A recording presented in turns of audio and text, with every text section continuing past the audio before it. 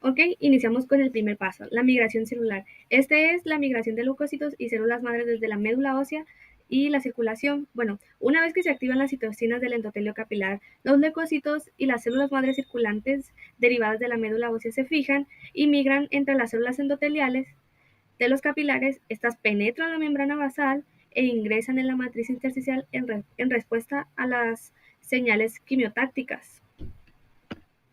Una vez concluido el paso anterior, empezamos con la migración de las células endoteliales y las células progenitoras endoteliales. Esto bajo la influencia de factores angiógenos. Las células del endotelio capilar pierden sus conexiones en la membrana basal y migran a través de la matriz para formar nuevos capilares. Los periocitos, que estas son las células en la pared de los vasos capilares, y las membranas basales se requieren para estabilizar las nuevas estructuras capilares, además de las que ya existían.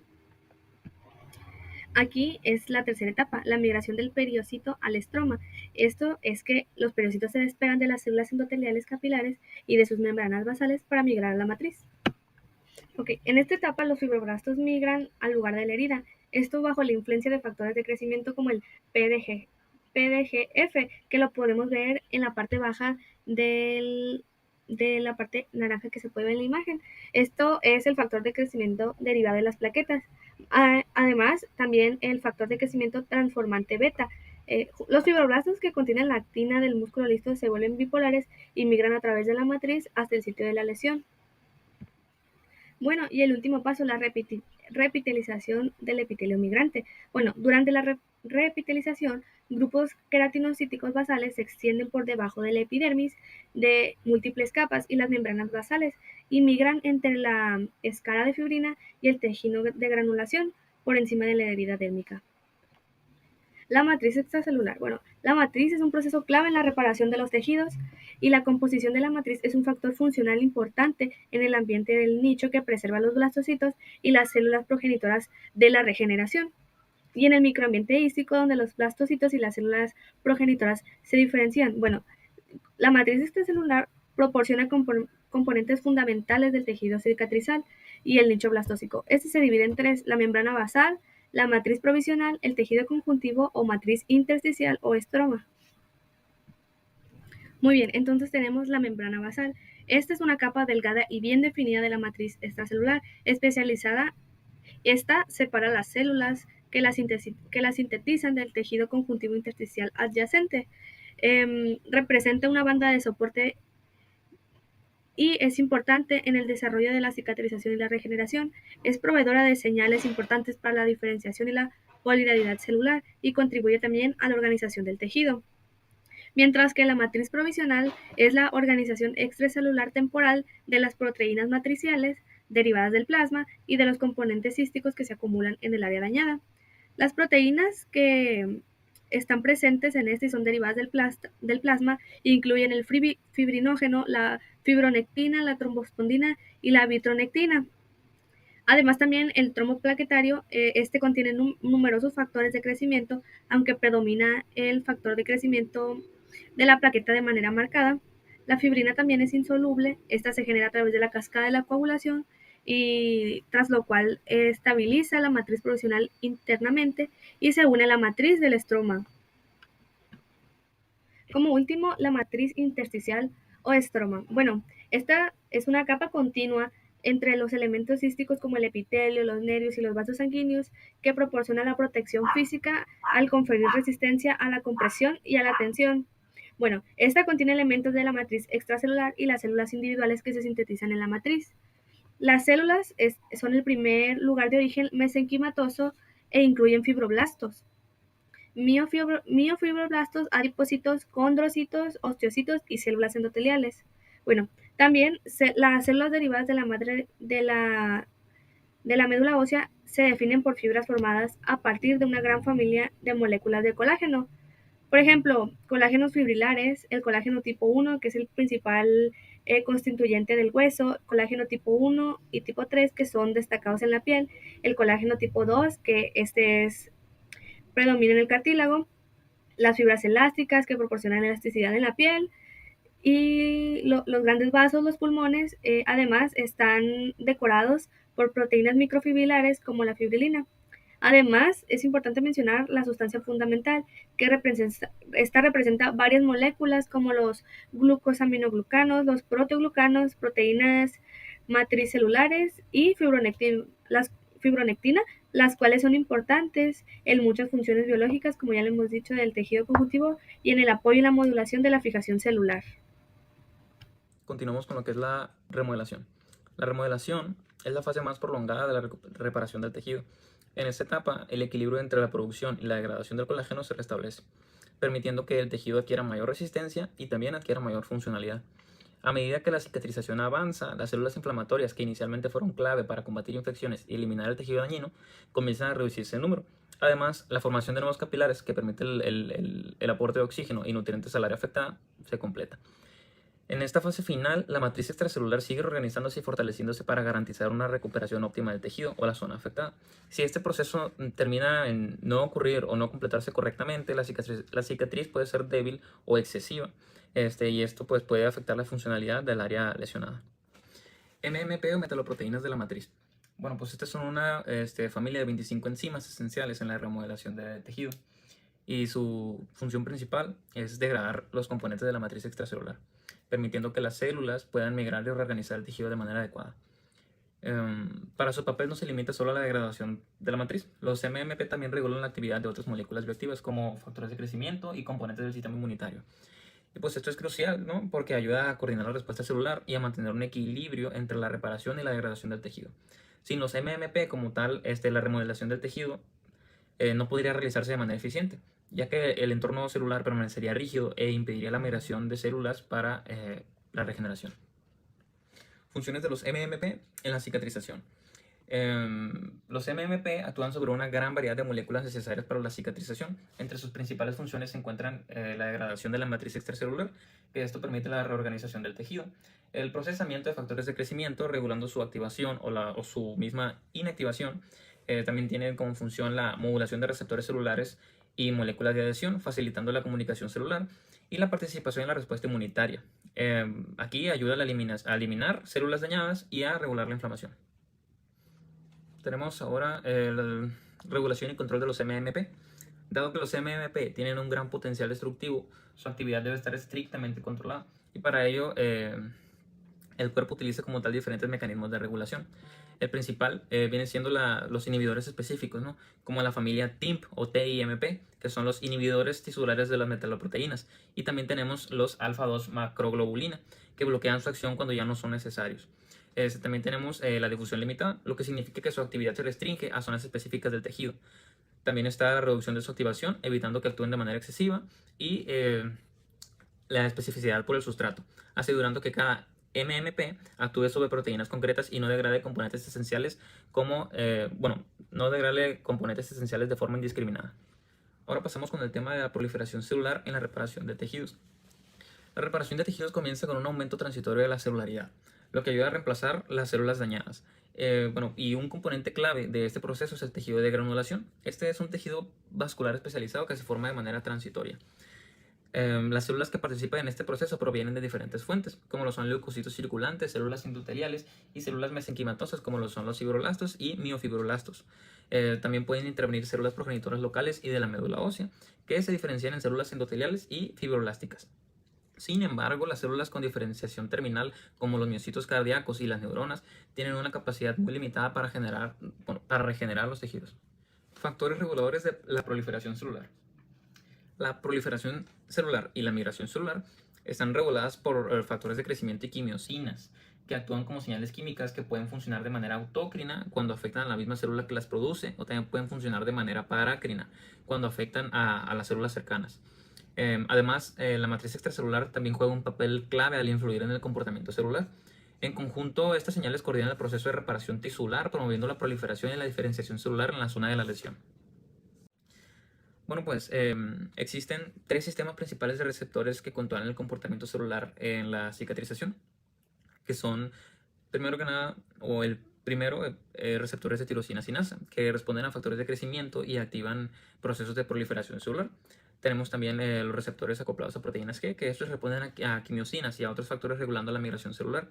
Y por último tenemos los receptores de integrinas, que estos permiten la comunicación entre las células y la matriz extracelular, influyendo así en la adhesión y en la movilidad celular. Integración de señales en la reparación tisular. Aunque estos receptores responden a distintos estímulos, sus señales intracelulares se integran en una red de cascada de señalización que amplifican los mensajes. Por ejemplo, aunque los procesos de proliferación, diferenciación y migración celular sean diferentes, estos receptores pueden compartir como tal algunos tipos de señales, como aquellas que inducen cambios en el citoesqueleto. Esta coordinación es fundamental para asegurar que la cicatrización sea eficaz o que sea eficiente y que las células respondan correctamente a las necesidades del tejido en reparación. Y por último, pues regulación de la respuesta celular. La respuesta tisular, pues como tal, no depende de un solo mecanismo, sino de múltiples, ¿no? En este caso, múltiples vías de señalización intracelular que regulan la proliferación, la supervivencia y la migración celular. El proceso es complejo, pero entender cómo se integran estas señales es clave para desarrollar nuevas estrategias terapéuticas. Por ejemplo, en la medicina, medicina regenerativa y en la ingeniería de tejidos se buscan formar formas de modular estas señales para mejorar la cicatrización y la regeneración de órganos y tejidos dañados.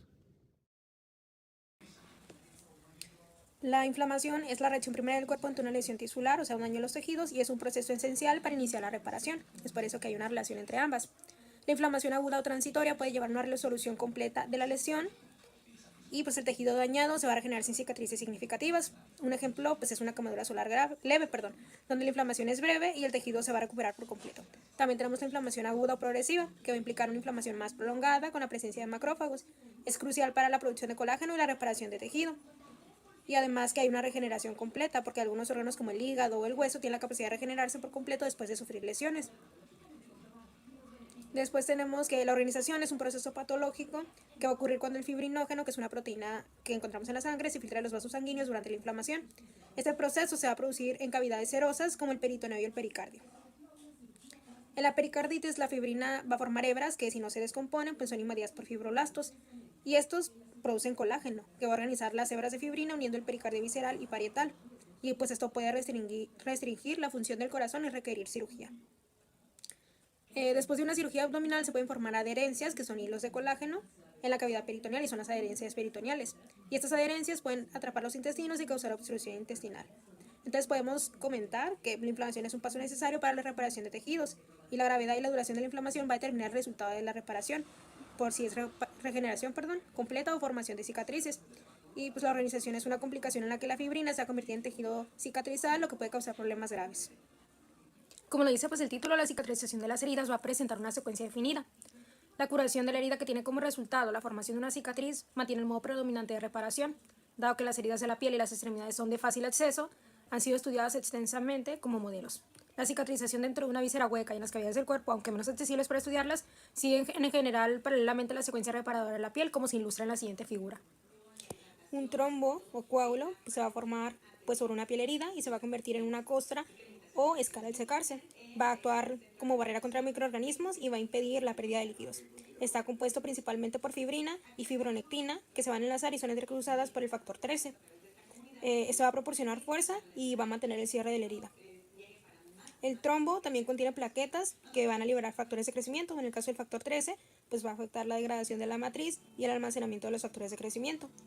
Un exceso de transglutaminasa puede generar cicatrices desproporcionadas, mientras que la deficiencia del factor 13 puede causar una cicatrización deficiente y sangrado. Y posteriormente pues el trombo es digerido y desaparece cuando el epitelio se regenera y la costra se cae. En la inflamación, las áreas de reparación van a variar según la destrucción del tejido. Por ejemplo, la decisión quirúrgica de una lesión de piel va a producir poco daño, mientras que un infarto de miocardio de tamaño mediano va a presentar necrosis localizada. Las grandes quemaduras de tercer grado tienen necrosis extensa y difusa. Y pues en la inflamación aguda los neutrófilos van a dominar inicialmente, liquefacción el tejido necrótico. Después, los neutrófilos gastados pueden formar pus o quedar atrapados en la escara. La fibronectina va a ayudar en la fagocitosis al unirse al colágeno y a las membranas celulares, atrayendo a macrófagos y fibroblastos. Los macrófagos, que pueden ser proinflamatorios o antiinflamatorios, facilitan la reparación al secretar factores de crecimiento que estimulan la proliferación de fibroblastos, la secreción de colágeno y la formación de nuevos vasos sanguíneos. Los fibroblastos son los responsables de la producción de colágeno y van a jugar un papel clave en las fases inflamatorias, proliferativa y de remodelación de la herida, y pues pueden diferenciarse en miofibroblastos contráctiles. El tejido de granulación es un tejido conectivo que se va a formar durante la cicatrización de heridas. Está compuesto principalmente por células estromales y capilares en proliferación.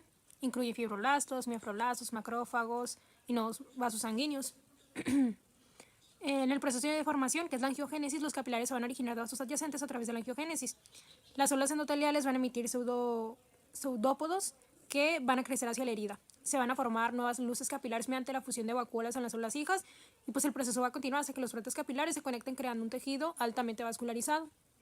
En la fase final, durante la reparación, la mayoría de los capilares se van a reabsorber, y pues esto va a resultar en una cicatriz vascular y pálida rica en colágeno. La importancia de esto es que el tejido de granulación es esencial para la correcta cicatrización de las heridas.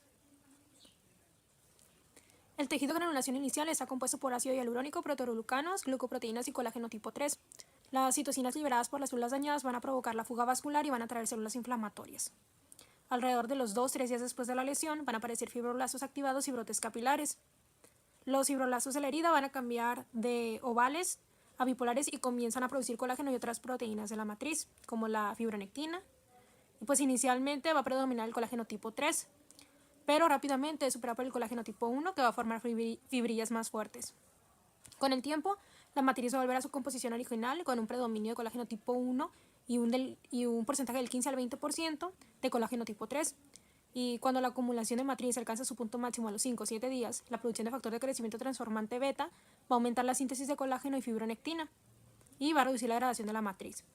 El entrecruzamiento extracelular del colágeno recién sintetizado va a aumentar progresivamente la fuerza de la herida, y en ausencia de macrófagos los neutrófilos van a realizar estas funciones. Bueno, ahora hablaremos sobre los factores de crecimiento y fibroplasia, pero primero vamos a definir estos dos conceptos. Los factores de crecimiento son proteínas señaladoras que regulan la proliferación, la diferenciación y la migración celular, mientras que la fibroplasia es el proceso de formación de tejido conectivo que es crucial para la cicatrización. Los factores de crecimiento que se presentan inicialmente en la respuesta a las heridas es el VEGF, el cual es el factor de crecimiento endotelial vascular, el FGF, el cual es el factor de crecimiento del fibroblasto, el EGF, el cual es el factor de crecimiento epidérmico, el KGF, el cual es el factor de crecimiento del queratinocito, y el PDGF, el cual es el factor de crecimiento derivado de las plaquetas. Estos llevan a cabo funciones muy importantes como la estimulación de la angiogénesis, son esenciales para el suministro de oxígeno y nutrientes en los tejidos de reparación, promueven la proliferación de los fibroblastos y la síntesis de colágeno, además de que llevan a cabo pues la regeneración como tal de la epidermis.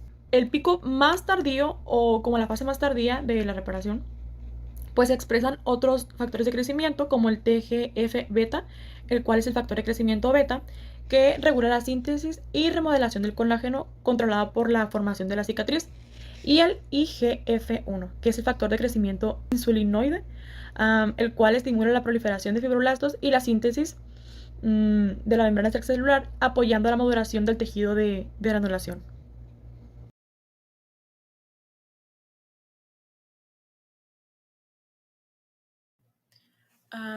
Ahora con el tema de la angiogénesis iniciaremos definiendo qué es la angiogénesis.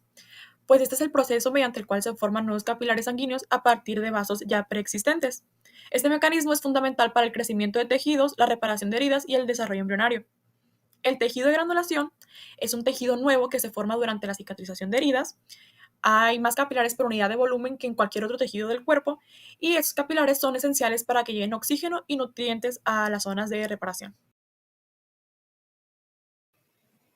Ahora hablaremos sobre el proceso de la angiogénesis en la reparación de heridas. La formación de nuevos capilares durante la curación de una herida La reparación está tisular estrictamente ocurre en regulada. tres fases: Y pues inflamación, hablaré de algunos proliferación y puntos clave remodelación. Durante que la nos pueden inflamación, ayudar a los comprender de neutrófilos y mejor los manera esto. macrófagos eliminan los restos Primero que celulares. nada ocurre la En la activación de células fase endoteliales. proliferativa, los Normalmente las fibroblastos y células las células endoteliales de los endoteliales capilares forman están en tejido de reposo. granulación. Se activan Finalmente, cuando la en la membrana fase de basal, remodelación, la capa que el rodea los colágeno vasos tipo sanguíneos, 1 se madura degrada y la y se herida se liberan señales contrae. como citocinas y factores de crecimiento. La curación de la Posteriormente, piel ocurre la involucra degradación de tanto la como la membrana basal. reparación dérmica como la Para que las células regeneración endoteliales puedan epidérmica. migrar La y formar cicatriz nuevos primaria capilares, ocurre cuando los es bordes de necesario la pues herida son eliminar la membrana basal aproximados que los rodea. quirúrgicamente, lo que Y con minimiza la esto se tensión logra con la mecánica acción y de permite activadores una de migración plasminógeno, mínima de células receptores de epidérmicas. metaloproteasas de la En matriz contraste, la e cicatrización integrinas, secundaria que son ocurre cuando proteínas que hay ayudan a una las gran células a área de adherirse hemorragia y y a necrosis, moverse. donde los microfibroblastos Luego ocurre contraen la la herida y migración y refuerzan la proliferación curación de las con células matriz endoteliales. extracelular extensiva. Las células endoteliales La proliferan y regeneración se de los fusionan para apéndices formar nuevos epidérmicos, capilares. como folículos Algunos pilosos estudios sugieren que y las células glándulas progenitoras sudoríparas, endoteliales derivadas dependen de de la la médula ósea profundidad de la también lesión. pueden ayudar en este proceso, La aunque de córnea es manera diferente de transitoria. la piel Otro en proceso que varios de sus ocurre es la guía de la aspectos: su migración celular, organización del en cual estroma, existen su dos falta de vasos mecanismos sanguíneos principales y que su guían el movimiento composición de las celular. células hacia A la herida, pesar de esto, como en mediante la piel, posee quimiostaxis, que población es de el movimiento blastocitos hacia que señales renuevan químicas, continuamente o el sea, factores de epitelio corneal, crecimiento, y especialmente en la apoptaxis, periferia el cual es el del limbo movimiento a lo corneal. largo de una superficie Bueno, en la sólida como la regeneración matriz epitelial, extracelular. cuando se Y daña por último, el ocurre la epitelio maduración de que los no nuevos afecta al capilares. estroma Una vez como que las células en endoteliales han formado los abrasiones capilares, deben menores, la curación estabilizarse. ocurre sin Esto ocurre con la cicatrización a transformación través de o la con la migración y la formación de contactos reaplicación de los intercelulares queratocitos. y la creación de una También nueva tenemos membrana la basal. cicatrización También se deformante. requiere Sin la embargo, interacción cuando las de lesiones pericitos, son que más son graves y células que afectan el rodean los estroma, capilares, como en casos y químicos, señales químicas infecciosos o como la traumáticos, angiopoietina la 1, el factor de cicatrización crecimiento resulta transformante en una beta y el destrucción factor de de las crecimiento fibras derivado de de las colágeno. plaquetas. Esta Sin alteración esos produce factores, una los capilares capacidad pueden corneal que volverse puede llevar un tanto a cabo la inestables. ceguera. En el Entonces trasplante pueden de presentar córnea, fugas debido o a su incluso relativa desaparecer por avascularidad, apoptosis. la córnea fue el primer Los órgano factores que regulan anatómico la que se angiogénesis trasplantó con éxito, ya que son no el presenta factor una BEGF, que respuesta es el factor de inmunitaria tan crecimiento fuerte. endotelial vascular. Este pues es el más importante para la angiogénesis. Su pérdida puede ser letal durante el desarrollo embrionario y se produce en respuesta a la hipoxia y pues otras señales químicas.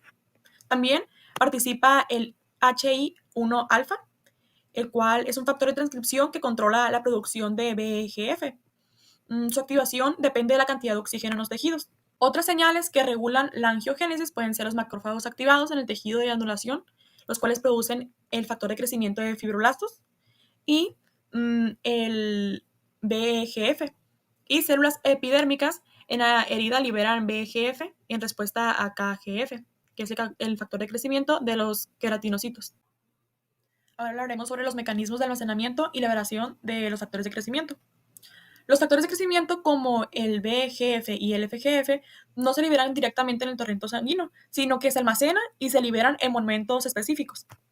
El reservorio en la matriz extracelular del BGF y el FGF básico se almacenan en las membranas basales de los capilares, y la liberación regulada en la unión de esos factores a glucosaminoglucanos con sulfato de parano, el cual regula su acción, asegurando que lleguen a su destino pues adecuado.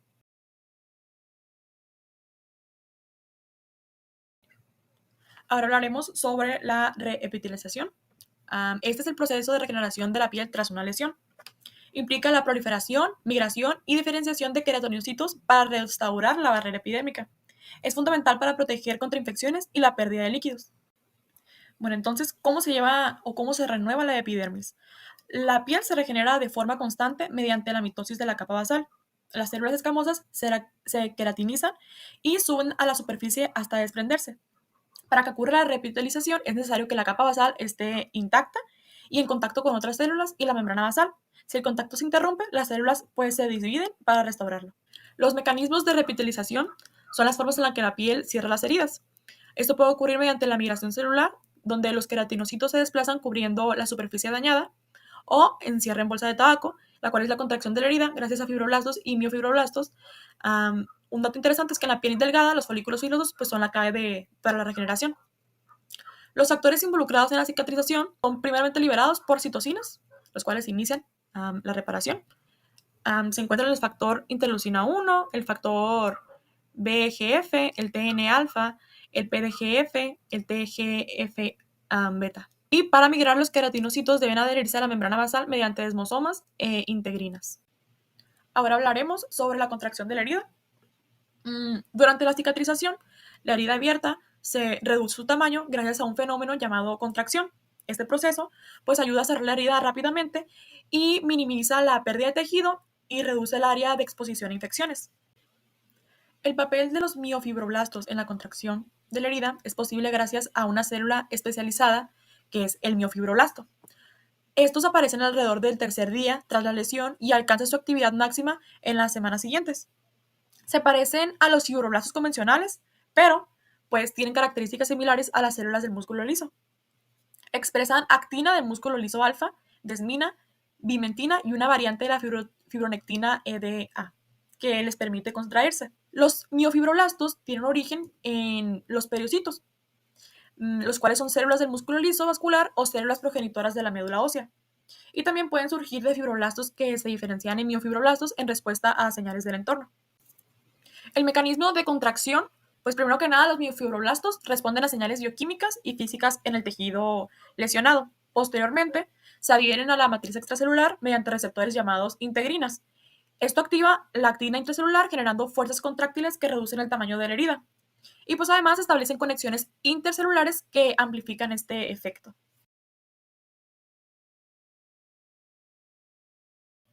El desarrollo de la fuerza de la herida. Las incisiones quirúrgicas alcanzan el 75% de la fuerza del tejido intacto, que es el indemne. Este desarrollo de fuerza se produce gradualmente con un incremento rápido en las primeras 2 semanas. El papel que lleva aquí el colágeno, o sea, en la cicatrización, es que el colágeno tipo 3 predomina en las primeras etapas, pero solo contribuye con un 20% a la fuerza final de la herida. El colágeno tipo 1, que se sintetiza y entrecruza en la fase de remodelación, es el principal responsable de la fuerza final de la cicatriz. La apariencia de una cicatriz pues, puede evolucionar. Pues recordemos que su apariencia puede ser roja, pueden ser vasculares al principio y luego blancas y avasculares. Incluso después de un año las cicatrices pueden seguir siendo visibles y pueden deformarse debido a las tensiones de la piel.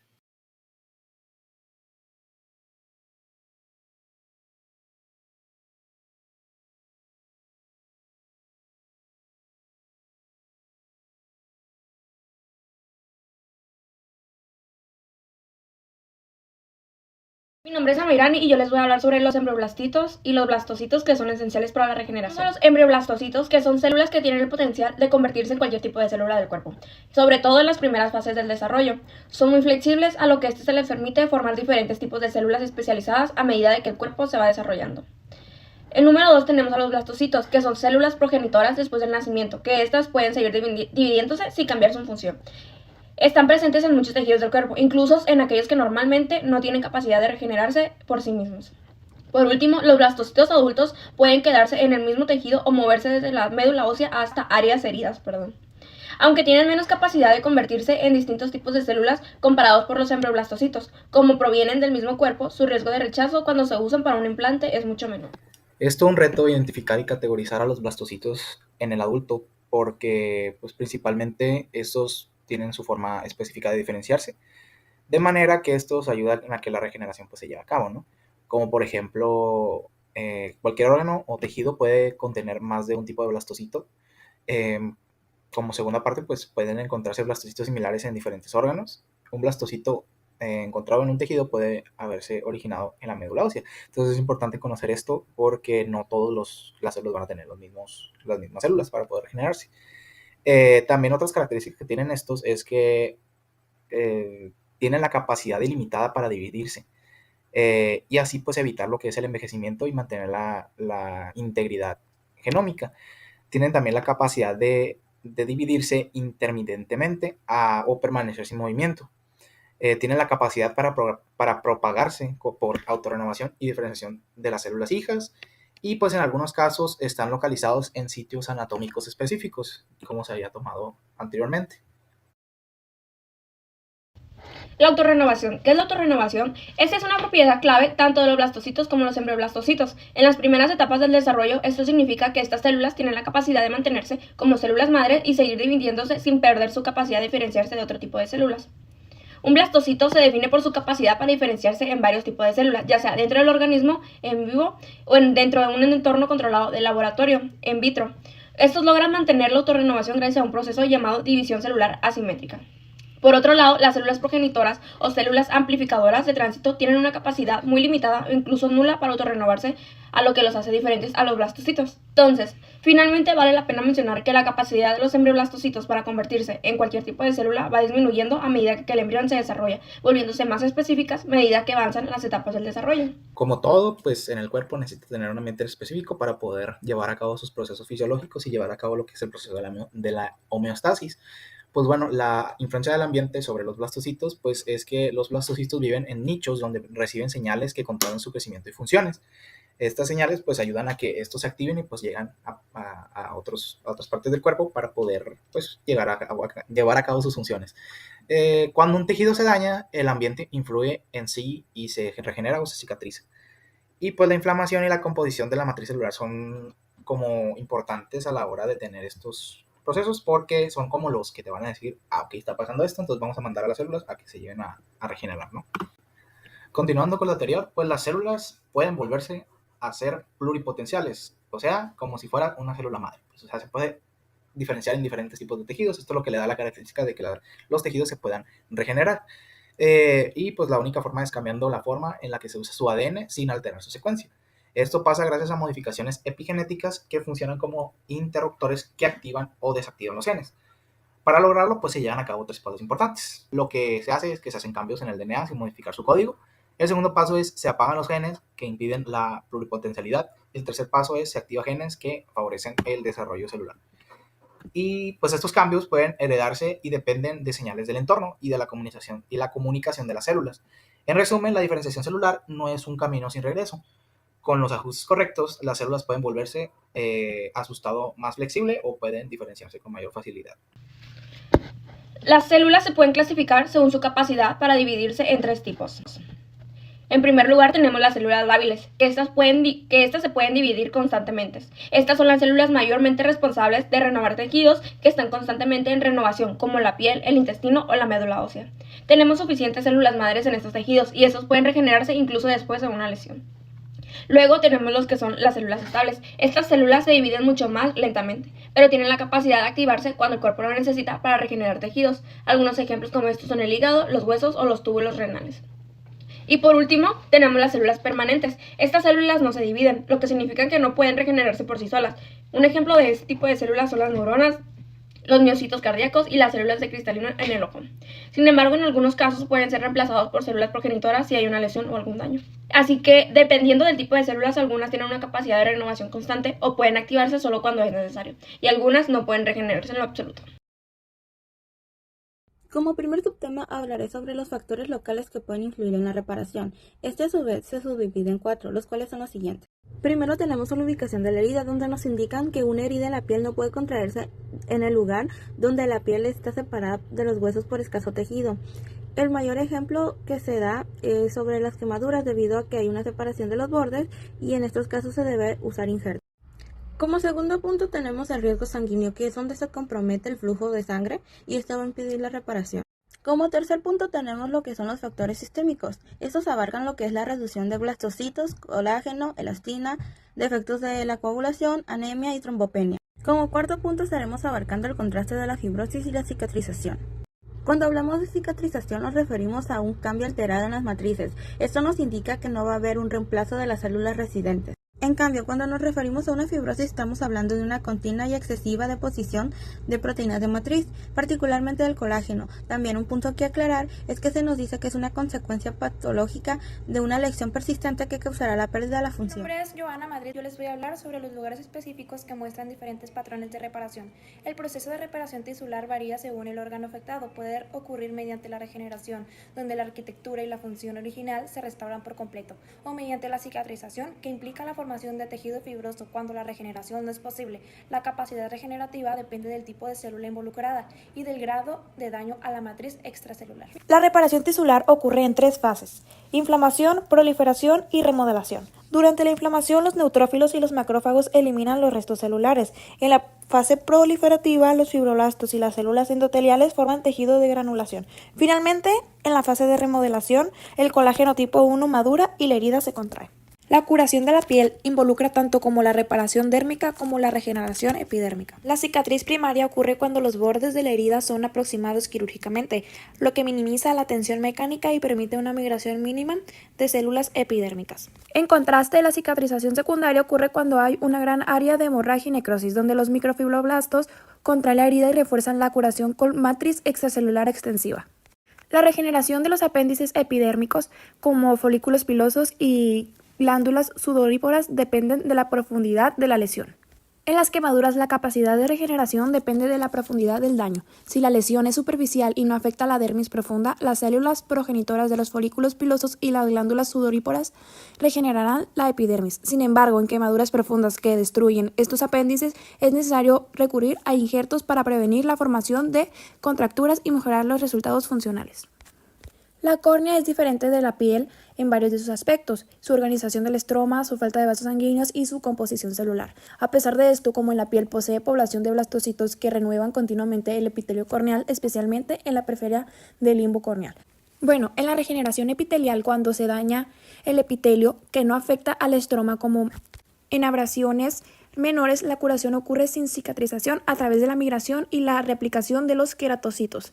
También tenemos la cicatrización deformante. Sin embargo, cuando las lesiones son más graves y afectan el estroma, como en casos químicos, infecciosos o traumáticos, la cicatrización resulta en una distorsión de las fibras de colágeno. Esta alteración produce una capacidad corneal que puede llevar a cabo la ceguera. En el trasplante de córnea, debido a su relativa avascularidad, la córnea fue el primer órgano anatómico que se trasplantó con éxito, ya que esta no presenta una respuesta inmunitaria tan fuerte. El hígado tiene una capacidad regenerativa notable, a pesar de que en condiciones normales los hepatocitos pertenecen a la fase G sub 0 del ciclo celular. Después de una resección, el hígado se regenera por hipoplasia compensadora, es decir, que los hepatocitos existentes se multiplican para restaurar el tamaño y función hepática.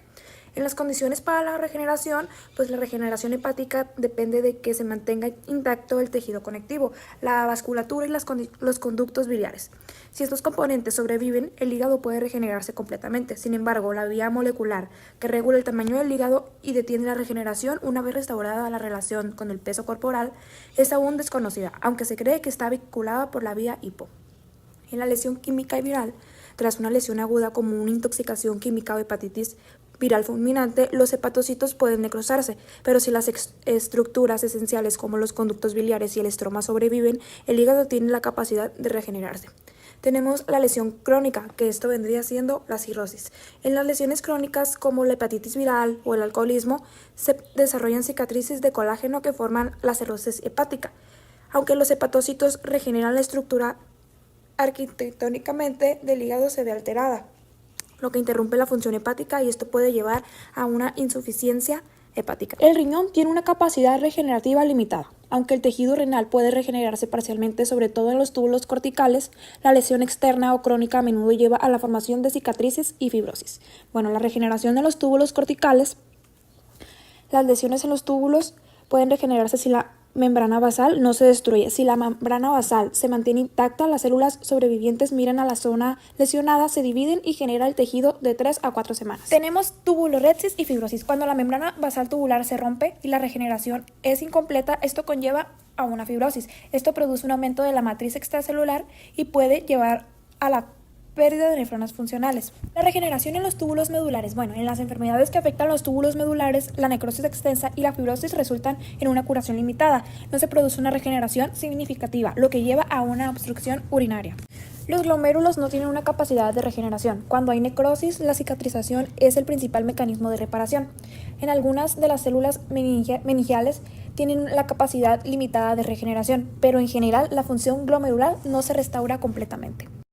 El epitelio que reviste el tracto respiratorio tiene una capacidad limitada de regeneración, dependiendo de la preservación de la matriz extracelular subyacente. En las lesiones superficiales, como en la tráquea y los bronquiolos, la regeneración ocurre a partir del epitelio adyacente. En el caso de la lesión alveolar, como por infecciones o intoxicación por oxígeno, si la membrana basal permanece intacta, se produce una regeneración. Las células tipo 2 alveolares migran y se dividen para cubrir las áreas dañadas, restaurando así la función alveolar. Sin embargo, si no hay una limpieza adecuada del exudado inflamatorio, la fibrosis intraalveolar puede ocurrir. Si el daño es más extenso y las membranas basales se rompen, se desencadena una respuesta de fibrosis pulmonar. Los fibroblastos y los microblastos proliferan y secretan colágeno, lo que lleva a la pérdida de función pulmonar. Esto puede resultar en enfermedades como el efisema, donde se pierde la elasticidad y la capacidad de los alvéolos para mantener su función. Bueno, en sí la regeneración pulmonar depende de una gran medida de integridad de la membrana basal.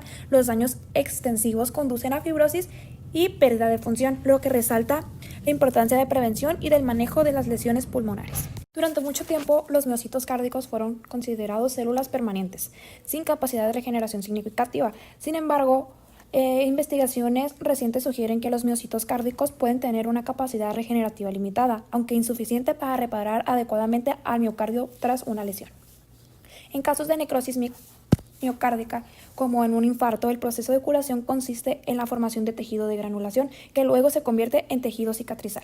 Este proceso es necesario para la estabilidad, pero trae como consecuencia la pérdida de células contráctiles, lo que disminuye la función del miocardio restante. Las neuronas maduras se consideran células posmitóticas, lo que significa que tienen una capacidad limitada de regeneración. Sin embargo, hay evidencia de que el cerebro tiene la capacidad de reparación a través de las células precursoras neuronales. En el sistema nervioso central, después de una lesión, se activa el proceso de gliosis, que forma cicatrices permanentes, aunque se ha documentado que ciertas áreas, como el lóbulo olfativo y el hipocampo, tienen algo de capacidad de regeneración. La regeneración axónica es muy limitada debido a la presencia de barreras gliales y capilares. En contraste, el sistema nervioso periférico tiene una mayor capacidad de regeneración. Si un nervio periférico se corta, la alineación adecuada de los extremos cortados puede permitir una recuperación funcional completa. No obstante, si están correctamente alineados, puede formar un neuroma traumático, una lesión bulbosa donde los axones se desorganizan. La cicatrización es vital para la supervivencia, ya que previene la ruptura de órganos y estabiliza estructuras dañadas. Sin embargo, en órganos parenquimatosos, como el corazón, la cicatriz tras un infarto reduce la capacidad contráctil, lo que puede causar insuficiencia cardíaca o aneurismas. Las cicatrices en válvulas cardíacas dañadas por fiebre reumática puede provocar estenosis o insuficiencia. En otros órganos, la fibrosis perjudica la función. En los pulmones causa insuficiencia respiratoria. En el pericardio, pericarditis constrictiva y en el peritoneo, obstrucción intestinal. La fibrosis renal puede llevar a la insuficiencia renal irreversible. Las cicatrices en la piel, como quemaduras o cirugías, afectan la movilidad. El objetivo médico es optimizar la cicatrización para evitar. Y como último subtema estaremos abarcando la reparación de heridas suele ser subóptima, la cual consta de 3 puntos. Como primer punto tenemos lo que es la cicatrización deficiente, lo cual nos habla de una formación inadecuada del tejido de granulación o la incapacidad de formar una matriz extracelular apropiada, lo cual nos va a dar como consecuencia complicaciones y la formación deficiente de la cicatriz. Como segundo punto tenemos la formación excesiva en la piel, lo cual nos habla de un depósito excesivo de lo que es la matriz extracelular. Como consecuencia o resultado nos dará una cicatrización ya sea hipertrófica o queloide. Y como último punto tenemos en lo que es la contracción excesiva, lo cual nos habla de una disminución del tamaño de la herida. Esto se debe a la presencia de los miofibroblastos, que si hay una exageración vamos a tener una deformación en la herida y sus tejidos circulantes. Cuando hablamos de deficiencia estamos hablando de la separación de los bordes de una herida. Es más frecuente después de una operación o cirugía abdominal y puede llegar a ser mortal. Algo importante es que los factores sistémicos se ven involucrados. Cuando hablamos de penetraciones nos referimos a defectos causados por cicatrices quirúrgicas débiles debido al depósito insuficiente de matriz extracelular o al entrecruzamiento inadecuado de la matriz de colágeno. Una ulceración puede ser debido a una vascularización insuficiente durante la cicatrización, aunque cabe aclarar que también existe la ulceración de cúbito, que más que nada se ve en pacientes que están inmovilizados. Una cicatrización queloide es aquella que se va a extender más allá del lugar del daño. Una cicatrización hipertrófica se caracteriza por tener un color rojizo debido a que ésta tiene hipervascularidad.